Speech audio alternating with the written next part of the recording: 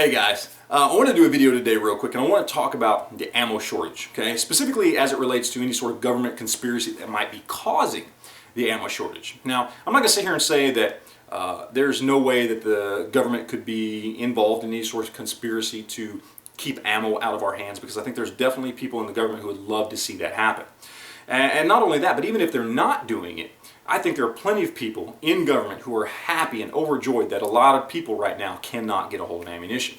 But I want to look at this from kind of a common sense standpoint. I want to look at this from kind of the standpoint of the ammo market as a whole, on its own, is kind of its own little economy.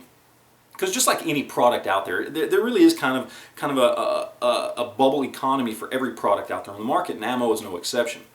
So what we have to look at is, well, we look back at ammo manufacturing, the distribution, retail side of things, and for decades and decades now, it's been very calm waters. Okay, imagine it as a nice calm body of water, or its own little ecological system, right? Very, very, very smooth surface to the water. I mean, even as demand has slowly risen over the last few decades, which it has, the ammo market has been able to keep up with that slow rise in demand because it's been so slow.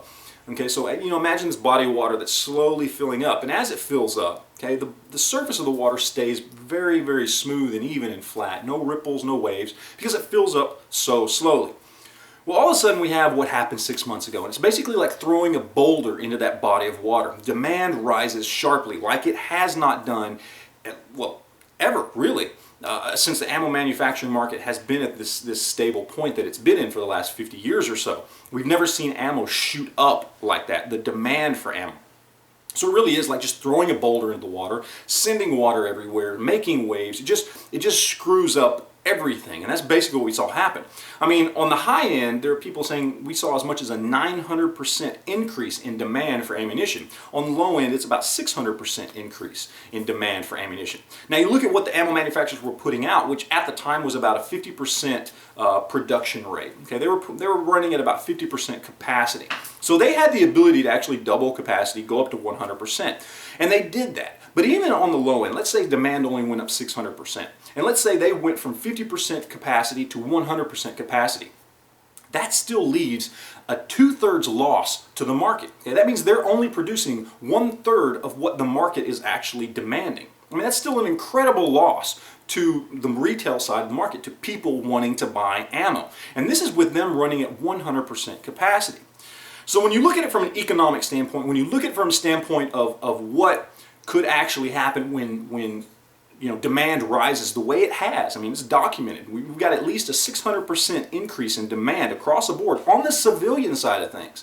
That doesn't even count the law enforcement side of things, okay, which has also increased in demand. I mean, just that in and of itself has the potential to completely decimate the market and create the shortage we have right now. Now, does that mean that on top of all that, there isn't some government conspiracy to buy up, brass and primers and powder and ammo? I don't know.